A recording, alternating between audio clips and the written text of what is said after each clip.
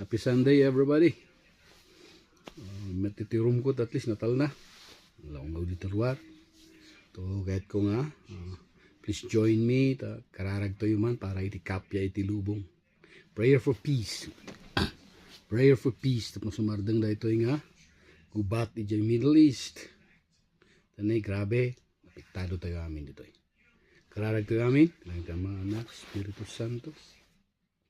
Sikaw Diyos iti. Kumputan mi, sikaw Diyos iti. Pagkamangan mi, gaputan mumiyo Diyos, kasi kalang iti, makasulbar, iti dito nga problema, iti sangalubungan, tatangagundaway. Gubat, iti Middle East, Amerika, kung Israel. Uray da kami dito ay Pilipinas, kat mapapektaran, iti dito nga gubat, kasi ikaw Diyos ko iti mang agkuti. Tapno day tanga gubat kat sumardeng kat maadantik kapya iti sangalubungan. Makontrol iti prices, makontrol iti gulo. Sikaw Diyos lata iti makaaramid lang dita, awan iti sabali si kalango Diyos.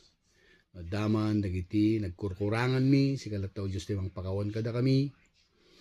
Sikaw Diyos lata iti manglukat iti puso, panunot mi tapno agari iti ayat kan kapya. Sikaw Diyos ti kanayon kapag parintumungan mi kaputa si kalang iti makasulbar iti dayto nga problema. Dayto iti ibkas mi tinagan na pumi nga Jesucristo nga isumot lang tinang isuro kada kami nga agkararag akon kunaon ni. Let's all pray the Lord's Prayer. Our Father who art in heaven, hallowed be thy name. Thy kingdom come, thy will be done on earth as it is in heaven. Give us this day our daily bread, and forgive us our trespasses, as we forgive those who trespass against us. And lead us not into temptation, but deliver us from evil. Amen. Okay. Po Diyos iti, kanan nga madakada kayo tilang iti anak, Espiritu Santo. Amen.